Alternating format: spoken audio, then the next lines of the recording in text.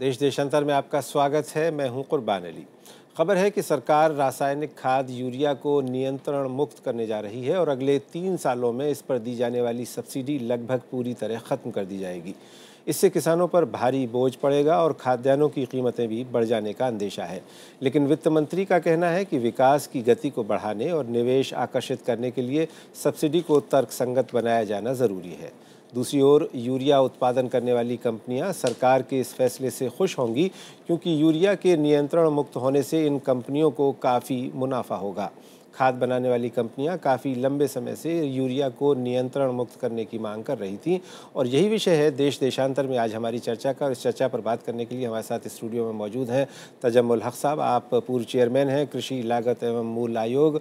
सतीश चंद्रा साहब हमारे साथ जुड़ेंगे, जो महानिदेशक हैं फर्टिलाइज़र एसोसिएशन ऑफ इंडिया के। कृष्णबीर सिंह चौधरी हमारे साथ हैं, भारतीय कृषक समाज के अध्यक्ष और वरिष्ठ पत्रकार अरविंद मोहन। आप सभी का इस चर्चा में स्वागत है। इससे पहले कि हम बातचीत शुरू करें, आइए देख लेते हैं इससे जुड़ी एक रिपोर्ट। एलपीजी गैस और डीजल के बाद अब सरकार ने यूरिया के दाम भी बाजार के हवाले करने का मन बना लिया है। एक खबर के मुताबिक सरकार हर साल यूरिया के दाम में इजाफा करेगी और अगले 3 साल में खाद पर दी जाने वाली सब्सिडी पूरी तरह खत्म कर दी जाएगी। 2013-14 के बजट में खाद सब्सिडी 66,000 करोड़ रुपए थी। हालांकि यूरिया पर सब्सिडी को लेकर भी कई सवाल हैं। खाद सब्सिडी सीधे किसानों को न देकर यूरिया उत्पादन करने वाली कंपनियों को मिलता है। इससे किसान को कम और कंपनियों को ज्यादा फायदा होने के आरोप लगते रहे हैं। देश में खाद की कुल खपत में यूरिया की हिस्सेदारी तकरीबन 55% है। अगर ये सब्सिडी खत्म की जाती है तो खेती की लागत और बाजार में खाने पीने की चीजों पर इसका सीधा असर पड़ेगा। भूमि अधिग्रहण कानून में बदलाव के बाद अब अगर खाद सब्सिडी खत्म होती है तो सरकार किसान विरोधी होने के इल्जाम से बच नहीं पाएगी। जैगम मुर्तजा, राज्यसभा टीवी। तजम्मुल हक साहब, मैं आपसे शुरुआत करना चाहूँगा। आप कृषि मंत्रालय में रहे हैं, आप कृषि उपज की जो लागत मूल्य होता है उसको निर्धारित करते रहे हैं। कहा यह जा रहा है कि सरकार अगर ये फैसला लेती है तो इससे किसानों पर भारी बोझ पड़ेगा और नतीजे में वो अपने उत्पादों को महंगा कर सकते हैं और खाद्यान्नों के दाम भी बढ़ने का अंदेशा है। क्या कहेंगे आप? देखिए, ये तो है कि खाद का दाम, खास करके यूरिया का दाम बढ़ने से किसानों को नुकसान तो है, क्योंकि किसानों का जो कॉस्ट ऑफ प्रोडक्शन है वो तो बढ़ेगा। क्वेश्चन ये है कि जब आप कहेंगे कि उससे खाद्यान्नों का दाम बढ़ेगा नहीं, वो उस पर संदेह है, क्योंकि जिस तरह से चीज़ों का दाम तय होता है या इम्प्लीमेंट होता है या मार्केट में चीज़ें मिलती है, खास करके किसानों को जो प्राइस मिलते हैं वो बहुत ही अनरीजनेबल और अनरेम्यूनरेटिव प्राइस है। उनका कहीं कहीं ऐसा देखा गया है कि उनका कॉस्ट ऑफ प्रोडक्शन भी कवर नहीं होता। तो उस हिसाब से किसानों को फ़ायदा का तो मुझे कम दिख रहा है, नुकसान का ज़्यादा है। लेकिन दूसरी बात यह है कि सरकार जो सोच रही है, 2 कारण से।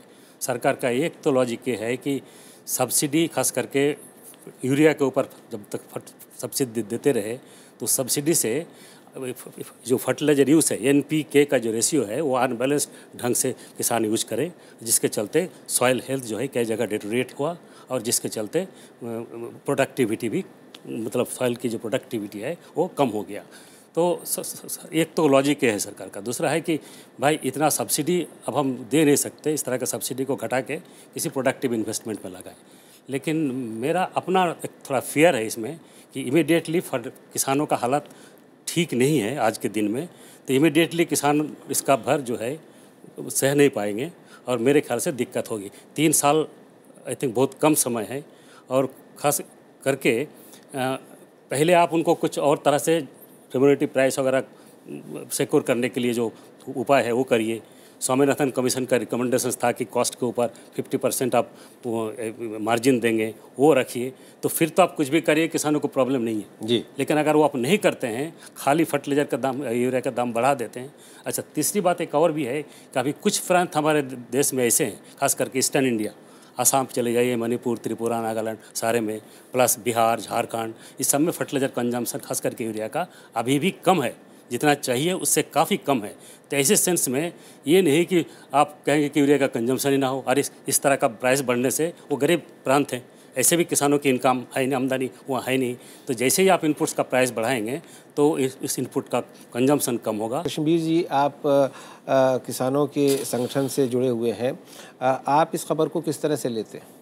देखिए, सबसे बड़ी बात तो ये है कि जिस तरीके से इस सब्सिडी का प्रयोग अभी तक हुआ है इस देश में, हकीकत ये है कि उसका पूरा पैसे का लाभ किसानों को तो मिला नहीं। लगभग 60% पैसा इसका कारपोरेट को जा रहा था और 40% लाभ जो है सब्सिडी का किसानों को मिल रहा था। अब सवाल इस बात का है कि जो यूरिया की खपत है वो उत्तरी भारत में ज़्यादा थी। जैसे अभी डॉक्टर हक ने कहा, ठीक बात है कि नॉर्थ ईस्ट है, उड़ीसा है, बहुत सारे स्टेट्स ऐसे हैं जहां यूरिया की खपत बहुत कम हो रही है। जी, सवाल हमारे सामने सबसे बड़ा ये है कि हमको उत्पादकता बढ़ाने के लिए काम करना है, उत्पादन लागत नहीं बढ़नी चाहिए। लेकिन यूरिया के मामले में तो कहा जा रहा है कि ये पहले से ही जो उत्पादन लागत है उससे कहीं कम पे बेचा जा रहा है। मैं आ रहा हूं उस पे।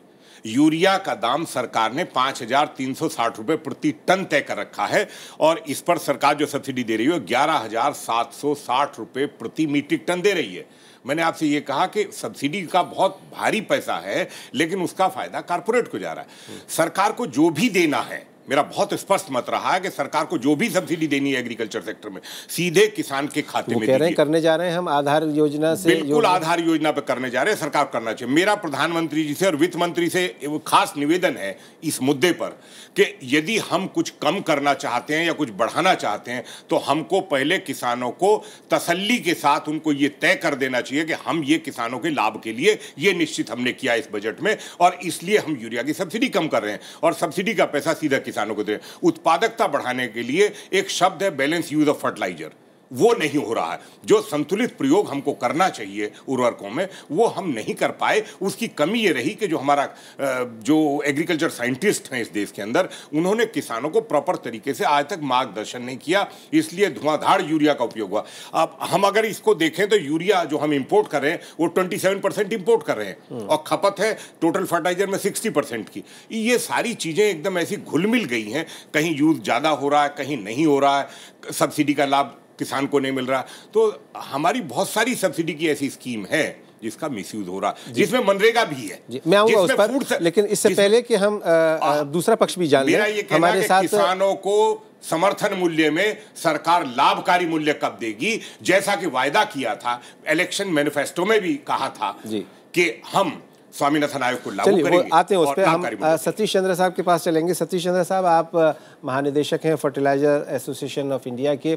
आप काफ़ी समय से ये मांग कर रहे थे, मेरे सामने खबर रखी हुई है, पिछले साल भी आपने ये मांग की थी कि यूरिया को डीकंट्रोल किया जाए। अब सरकार आपकी ये बात मानने जा रही है, तो खुश होंगे आप? तो जो पुराने पैनलिस्ट थे उन्होंने दो बातें कही हैं। एक तो उन्होंने ये कहा है कि जो सब्सिडी जाती थी 60% उसका लाभ कॉरपोरेट को होता था और 40% फार्मर्स को होता था। ये बिल्कुल गलत बात है, इसमें कोई सच्चाई नहीं है।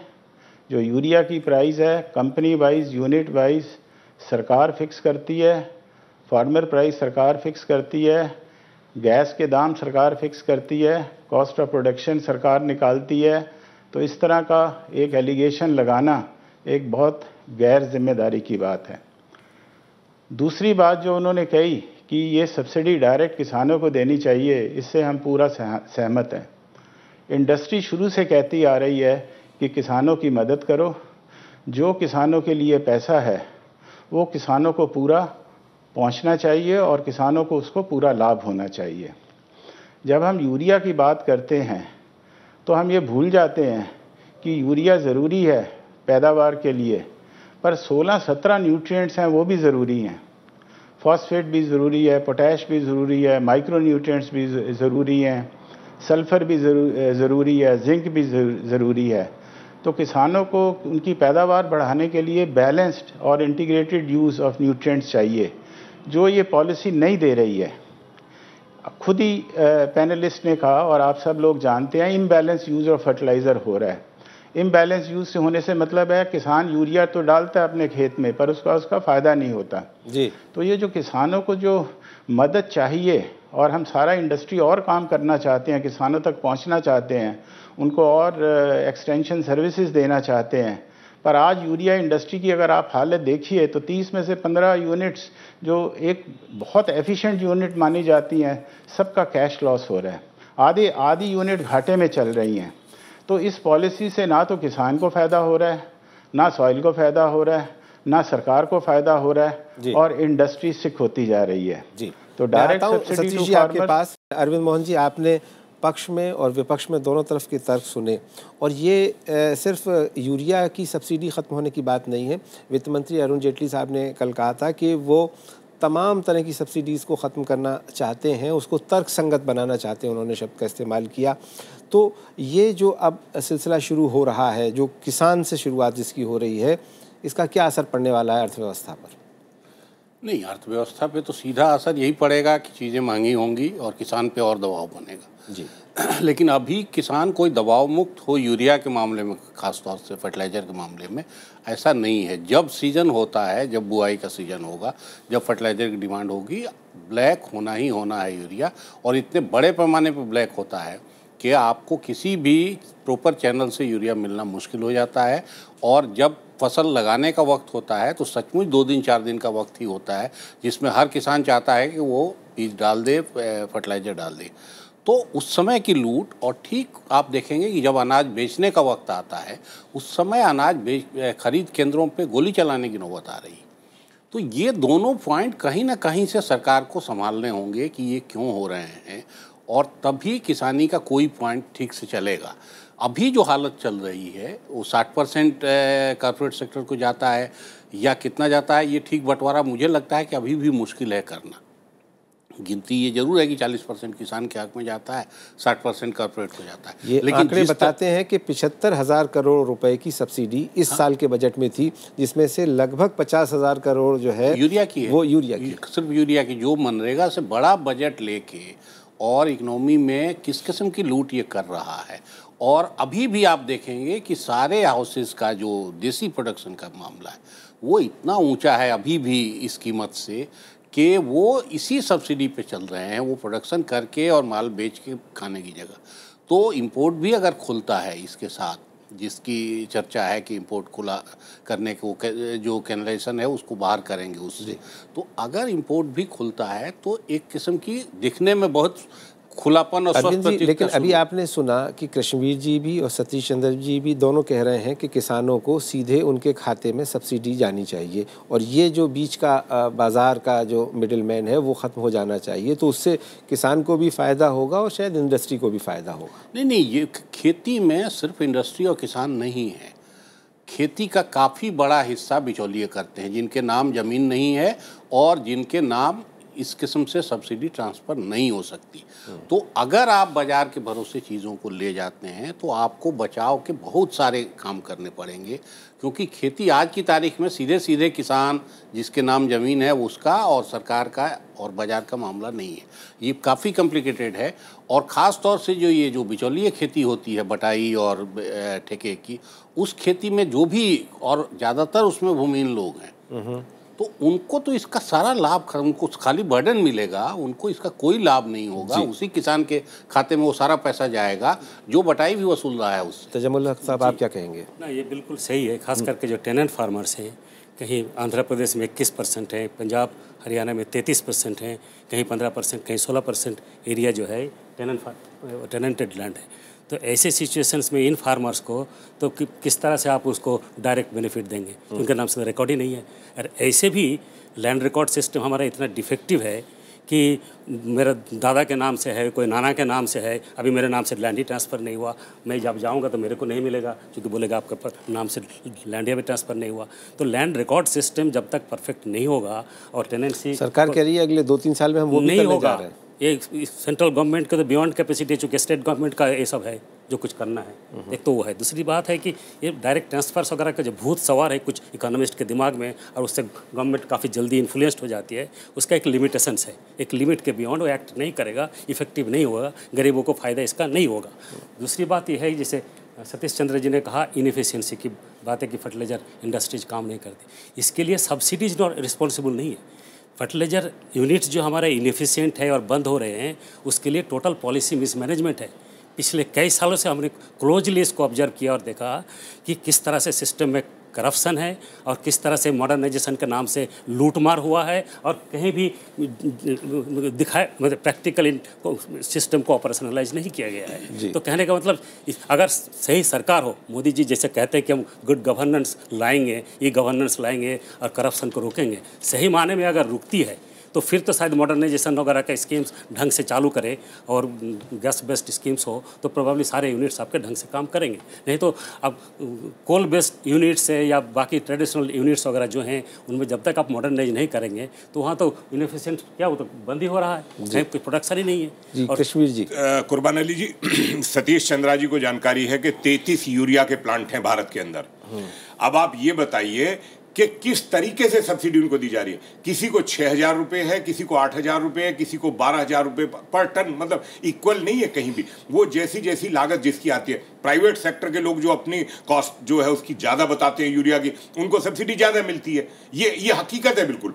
सब्सिडी में जो बंदर बांट है उसमें एक तरीके से लूट है पूरी तरीके से। और कुछ तो ऐसी भी चीज़ें सामने आई हैं जो सतीश चंद्रा जी शायद उसको स्वीकार नहीं करेंगे कि प्रोडक्शन कम है और मार्केटिंग ज्यादा दिखाया गया सब्सिडी लेने के लिए। सतीश चंद्रा जी कुछ कहना चाह रहे हैं। जी सतीश चंद्रा जी, जी तो ये अच्छी बात ये है, देखिए जहां तक सतीश चंद्रा जी को सुन लेते हैं। ये बात ठीक है कि किसी की सब्सिडी 10,000 है, किसी की 11,000 है, किसी की 12,000 है, 7,000 भी है। पर इसको समझने की जरूरत है। जो यूरिया की लागत आती है, जो कॉस्ट ऑफ प्रोडक्शन आती है, वो क्या है? उसके अंदर फीड स्टॉक जाता है, गैस जाता है। अगर आज हम 22 मिलियन टन यूरिया बना रहे हैं तो 20 मिलियन टन गैस के ऊपर आ गया है। अब ये जो गैस है, ये गैस हमें डोमेस्टिक गैस मिलती है। डोमेस्टिक गैस भी जो मिलती है डिफरेंट सोर्सेज से मिलती है। एपीएम मिलती है, नॉन एपीएम मिलती है, रिलायंस गैस मिलती है, पन्ना मुक्ता गैस मिलती है। सबके दाम अलहदा हैं। गवर्नमेंट उनके दाम फिक्स करती है, गवर्नमेंट उनकी एलोकेशन करती है। जो बाहर से जो गैस जो हमें कमी पड़ती है, जो 60% बाहर से लानी पड़ती है, वो एलएनजी आती है लॉन्ग टर्म कॉन्ट्रैक्ट में, वो भी गेल के थ्रू आती है। तो जो हम यूरिया बनाते हैं, इसकी जो कॉस्ट ऑफ प्रोडक्शन, जो गैस फीड स्टॉक की कॉस्ट है, वो 80% है, जो गवर्नमेंट के हाथ में है। सारा डेटा पिछले 30 साल का गवर्नमेंट के हाथ में है। हमारे जो प्लांट्स हैं, they are the most efficient plants in the world. हालांकि वो पुराने प्लांट हो चुके हैं। जो लेटेस्ट प्लांट है 16 साल पुराना है, ओल्डेस्ट है 45 साल पुराना। They are the most efficient plants. Modernise already they have been modernised. अब सिर्फ फ़र्क इतना रह गया है कि ये जो कॉस्ट ऑफ प्रोडक्शन आती है, अगर मैं $20 की गैस इस्तेमाल करूंगा तो मेरी कॉस्ट ऑफ प्रोडक्शन तो हायर होगी अगर मेरे पास डोमेस्टिक गैस नहीं है, और गैस गवर्नमेंट एलोकेट करती है। तो ये जो डिफरेंस आता है, ये कॉस्ट ऑफ गैस से आता है, मेजर डिफरेंस जो आता है, इसलिए सब्सिडी डिफरेंट होती है। और ये तो स्कीम 30 साल से चली आ रही है, सब ऑडिट होता है। और उसके अलावा जो दूसरा आता है, इसकी कॉस्ट ऑफ जो फिक्स्ड कॉस्ट जिसको बोलते हैं, वो उसमें एनर्जी एफिशिएंसी आती है। और इन दोनों को मिला के कॉस्ट ऑफ प्रोडक्शन डिटरमिन होती है। हमारी जो कॉस्ट ऑफ प्रोडक्शन है इंटरनेशनल बेंचमार्क से बहुत कम है, और हमारी जो इंडस्ट्री इसमें गर्व कर सकती है that they are the most efficient industry, except the 3 plants which are in south, जी, Mangalore chemicals, Madras fertilizers and तीसरा जो एफएस, ये जो 3 यूरिया के प्लांट हैं, इन्होंने भी अपने आप को गैस में कन्वर्ट कर लिया है, पैसे लगा दिए हैं, पर गैस कनेक्टिविटी नहीं इनको मिली। जी, तो अगर वहाँ भी गैस कनेक्टिविटी दे दी जाए तो हमारी 22 million ton urea production is based upon gas. जी सतीश जी, मैं आता हूँ आपके पास। Production today which is based upon coal there. जी कश्मीर जी, आप अपनी बात पूरी करें। जो इनएफिशिएंसी है इंडस्ट्री की, उसका डिस्कशन क्यों नहीं करते? इनएफिशिएंसी की वजह से भी सब्सिडी का दुरुपयोग कंपनियों को जा रहा है। और जहां तक टेनेंसी की बात है एग्रीकल्चर सेक्टर में, हमारा ये कहना है कि जो मूल्य नीति है सरकार को, उसमें ईमानदारी अगर सरकार बरतती है तो जो लागत आती है, वो तो टेनेंसी हो या ओनरशिप हो, उसमें उसको प्रॉपर दाम क्यों नहीं मिलता उसकी फसल का? इस देश के अंदर सुई भी तो ऐसे नहीं बिकती, आखिर क्या वजह है? लेकिन अभी आपने जो बात कही थी कि आप किसानों को अगर सीधे उनके खातों में मिले, लेकिन अभी तजम्मुल हक साहब ने भी और अरविंद मोहन जी ने भी ये बात कही कि वो संभव नहीं है। रिकॉर्ड उसमें बदला जा सकता है, रिकॉर्ड में सुधार किया जा सकता है, और टेनेंसी टेम्परेरी नहीं होती कि 6 महीने के लिए लिया है खेत और आज 6 महीने बाद फसल फसल कट के खेत खाली हो जाएगा। वो कंटिन्यूअस चलती है, कई कई सालों तक चलती है, और जो लेता है बटाई पर वो पूरी ईमानदारी के साथ काम करता है। और ये बात सही है कि बटाई पर काफ़ी बड़ी संख्या में अलग अलग प्रदेशों में लोग हैं, लेकिन क्यों नहीं दिया जा सकता? अगर वो खेत में काम कर रहे हैं, पैदा कर रहे हैं, तो उनको सब्सिडी का हिस्सा उनके खाते में क्यों नहीं दिया जा सकता? क्या लगता है आपको? दिक्कत नहीं, प्रैक्टिकल प्रॉब्लम ये है कि आप इमीडिएटली जैसे आप सब्सिडी लेंगे तो आपको प्रूफ दिखाना पड़ेगा कि आप एक्चुअली कल्टीवेट करते हैं उसको, आपके पास कोई एग्रीमेंट या पट्टा, वो होता नहीं, मोस्टली ओवरऑल टेनेंसी होता है। आपने देखा होगा पिछले 3 साल से आंध्र गवर्नमेंट ने एक AP licence cultivators act implement किया था कि उनको खास करके क्रेडिट और इंश्योरेंस का बेनिफिट दे। खास करके जैसे साइक्लोन आ गया तो बेनिफिट्स लैंड ओनर्स को मिलता है, टेनेंट्स को कुछ मिलता ही नहीं, तो उसके लिए कोशिश किया, लेकिन वहाँ भी नहीं हो पाया। 30% कोशिश किया गया कि हुआ कहीं, और इंश्योरेंस तो 0% है, क्रेडिट 30% लोगों को मिला और इंश्योरेंस तो 1% को भी किसी को नहीं मिला। इसका क्या मतलब है? बेसिकली वही प्रॉब्लम आता है कि वो उनके पास कुछ प्रूफ नहीं है। आपको प्रैक्टिकल एग्जांपल मैं दे रहा हूँ। मैं जब CACP में चेयरमैन था, 2005-06 की बात थी, तो उस समय रेपसीड मास्टर्ड का प्राइस जो है क्या कहते हैं, हमने काफ़ी अच्छा बढ़ा दिया था, और राजस्थान गवर्नमेंट ने काफ़ी हाई लेवल पे प्रोक्योर किया। और लेकिन उसके बावजूद भी जो इस तरह के टेनेंट्स थे या जिनके पास खाते नहीं थे प्रॉपर, तो उनको नहीं मिला, क्योंकि वो पासबुक मांगते हैं कि आपका ज़मीन आपके नाम से है या नहीं है। कोई दादा के नाम से है तो 2 दिन तक वही इंतज़ार कर रहा है अलवर के मंडी में, और फिर वापस चला जाता है। तो इस तरह का प्रैक्टिकल प्रॉब्लम्स है। ये सिर्फ फार फिचड थिंकिंग है। ऑस्ट्रेलिया और ब्राज़ील और बाकी जगह देख के जिनका लैंड रिकॉर्ड यानी संभव नहीं नज़र आता आपकी नज़र में। अरविंद जी, फिर आखिर इस समस्या का समाधान क्या है? क्योंकि सरकार को कह रही है कि साहब हमारे ऊपर दबाव है, हमें अगर विकासोन्मुखी नीतियां बनानी हैं, अगर हमें ये निवेश को आकर्षित करना है, तो हमें सब्सिडी फेज़ मैनर में ख़त्म करनी ही पड़ेगी। देखिए, सब्सिडी तो कोई इलाज नहीं है इकोनॉमी का, और वो भी इस लेवल पे अगर 50,000 करोड़ आप दे रहे हैं सिर्फ एक खाद को, तो ये तो और भी, ये तो अपनी बीमारी बढ़ाते जाने वाला इलाज है। लेकिन जब तक चीज़ें उस तरफ से नहीं सुधरने, जैसे अपने यहाँ 13-14 आइडेंटिटी मानता है चुनाव आयोग, सारी दुनिया में सिंगल आइडेंटिटी का काम चल रहा है, तो सिंगल आइडेंटिटी का काम क्यों नहीं हो सकता अपने यहाँ कि एक आइडेंटिटी रहे और वही सब जगह हर रिकॉर्ड में आपके आ जाए।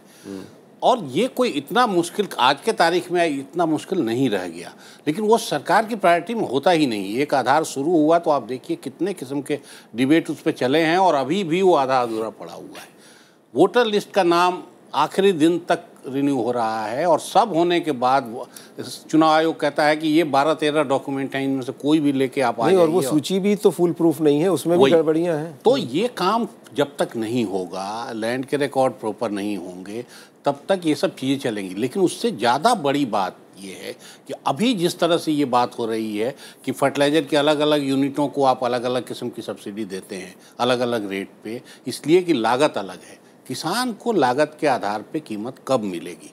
असली समस्या फर्टिलाइज़र कंपनियों से ज़्यादा बड़ी किसानों की है कि किसानों को लागत, और ये जो 50% और 60% की बातें की जाती हैं डिफरेंट आयोग की तरफ से, पार्टियों की तरफ से, अभी चुनाव में वायदा था, वो कौन इम्प्लीमेंट करेगा? अगर फर्टिलाइज़र सब्सिडी ख़त्म करना आपकी प्रायोरिटी में है, तो कीमत किसानों को उनके लागत के आधार पर देना क्यों नहीं आपकी प्रायोरिटी में आता है? जी, खाद्यान्न सब्सिडी पे 1 लाख करोड़ से ज्यादा का बजट सरकार कहां से देगी? अगर आप पैदा नहीं करवाएंगे तो 2 रुपए किलो का गेहूं और 1 रुपए किलो का मोटा अनाज और 3 रुपए किलो का चावल देने का बात जो है मेरी समझ से तो बाहर है।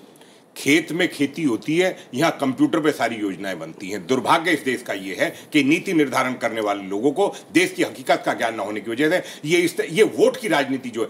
मनरेगा का क्या आउटपुट है? अगर हम देखें कितनी प्रोडक्टिविटी है, कितना परमानेंट इंफ्रास्ट्रक्चर है? कोई प्रोडक्टिविटी नहीं है, कोई आउटपुट नहीं है, कोई परमानेंट इंफ्रास्ट्रक्चर नहीं है। हर साल 35 से 40 हजार हम खाद की सब्सिडी की खाद सब्सिडी पे मैं आ रहा हूँ। 1 लाख करोड़ का आपका प्रोविजन करना पड़ेगा। आप करना क्या चाहते हैं? जब प्रोडक्शन की कॉस्ट बढ़ाएंगे आप एक तरफ, यूरिया का दाम बढ़ाए, तो क्या खाद्यान्न सब्सिडी नहीं बढ़ेगी? और बराबर अगर रिपोर्ट देखें तो पब्लिक डिस्ट्रीब्यूशन सिस्टम में जो खाद्यान्न का वितरण है उसमें माना जा रहा है कि 50% उसमें ब्लैक में बिकता है। वो 40 हो सकता है, ये ऑफिशियल रिपोर्ट्स हैं इनकी, अलग अलग, कहीं 60 माना, कहीं 50 माना, कहीं 45 माना। तो अगर पब्लिक डिस्ट्रीब्यूशन सिस्टम की सब्सिडी में इतनी बड़ी धांधली चल रही है, पहले सरकार को उसको रोकना चाहिए। जो 50% ब्लैक में है उस सब्सिडी को 50% पे लाइए। और ये 2 रुपए किलो का जो ड्रामा है मेरी समझ में इसलिए 65% लोग आज भी खेत और खेती में निर्भर खुद पैदा करते हैं। अरविंद जी बहुत संक्षेप में, लागत नहीं बढ़नी चाहिए खेती बात मैं ये कह रहा हूं, उसके लिए किसान को उसका लाभ करेंगे। सब्सिडी डिस्कस कर रहे हैं, मनरेगा की बात उठा रहे हैं कृष्णवीर जी। मनरेगा नहीं था तब तक यही किसान कितनी मजदूरी दे देता था। 2-3 चीजें मनरेगा ने निश्चित रूप से की हैं, जो ग्रामीण मजदूरी का रेट बढ़ाना जी। तो पहले उन चीजों को इंश्योर करें कि उतना कम से कम मिनिमम वेज देश में लागू हो। इतना भी अगर नहीं कर पाएंगे तो फिर बाकी चीज़ों का कोई मतलब नहीं जी। तो इसलिए मनरेगा पे सवाल सतीश चंद्र जी, तो सब्सिडी तो खत्म हो रही है, लेकिन फिर इसकी क्या गारंटी है कि आपकी इंडस्ट्री मजबूत हो जाएगी? देखिए, इंडस्ट्री मजबूत होने का मतलब ये है कि इंडस्ट्री को एक compete करने का, एक इन्वायरमेंट पूरा उसको करने का, और ये जो टोटल इकोनॉमी है उसमें आप देखिए, आप सब ये डिफेक्ट बता रहे थे पीडीएस के, इसके, ये जो सब्सिडी जा रही है फार्मर के नाम पे, तो इसमें भी तो लीकेज होता है। अगर इसमें इलीगल ट्रेड होता है, अब इंडिया में यूरिया के दाम वो तो अब खत्म होने जा रही है। अब आप अपनी इंडस्ट्री को किस रूप से बेहतर कर पाएंगे? नहीं, जो हमारी इंडस्ट्री है, हमारी industry is a very healthy and most efficient industry by any international benchmarks. नहीं, कहाँ है मेरे पास में आंकड़े हैं आपकी, ये सारी कंपनियां ये रो रही थी और ये कह रही थी कि साथ सब्सिडी की वजह से हमारा बुरा हाल हो गया है। अखबारों में रिपोर्टें हैं और अब ये हो रहा है कि आपकी बात मान ली गई है, सरकार करने जा रही है ऐसा, तो फिर भी क्या आपकी इंडस्ट्री बेहतर नहीं कर पाएगी? मैं यही तो आपको कह रहा हूं, जो आप बात कह रहे हैं वही मैं बात कह रहा हूं कि हम बहुत एफिशिएंट हैं, उस एफिशिएंसी का हमें फ़ायदा नहीं होता। अगर हम कम दाम पे यूरिया पर टन बनाते हैं तो गवर्नमेंट मॉप अप करके ले जाती है। जैसे आपने कहा कि मैं एफिशिएंट हूं, मेरी कॉस्ट 9,000 रुपया है और दूसरा इनएफिशिएंट है, किसी की 10,000 है, तो कम से कम अगर जो एफिशिएंट होंगे और जो कम लागत पे बनाएंगे, कम एनर्जी पे बनाएंगे, तो उसका जो फायदा है, जो उसमें जो एफिशिएंट होंगे उनको जाना चाहिए। तो सिंपल इकोनॉमिक प्रिंसिपल है कि एफिशिएंसी शुड बी रिवार्डेड। और बाकी जो सारी इंडस्ट्रीज हैं वो भी तो खुली हुई हैं जी, 50 तरह की इंडस्ट्रीज हैं। तो इस इंडस्ट्री के जो बिल्कुल कि मैं कितने का बनाऊं, कितने का बेचूं, क्या मेरा डीलर मार्जिन है, क्या मेरी बैग की कॉस्ट है, इन सब चीजों में सरकार क्यों जाए? सतीश जी, हमारे पास वक्त की बहुत कमी है, बेहद माजरत के साथ आपसे यही हम आपसे इजाज़त लेनी होगी। बहुत बहुत शुक्रिया इस कार्यक्रम में भाग लेने के लिए। अरविंद मोहन साहब आपका, कृष्णवीर जी आपका और तजम्मुल हक साहब आपका भी। तो हमारे मेहमानों का ये मानना है कि अभी भी ये जो विसंगतियां हैं ये बरकरार रहेंगी, क्योंकि अभी सब्सिडी ख़त्म की जा सकती है एक स्ट्रोक के ज़रिए से, लेकिन उसका जो लाभ किसानों को मिलना है वो, उसके लिए जब तक एक फूल प्रूफ मैकेनिज़्म नहीं तैयार किया जाता तब तक किसान को कम से कम लाभ नहीं हो सकता। तो मेरे साथ देश देशांतर में आज इतना ही। नमस्कार।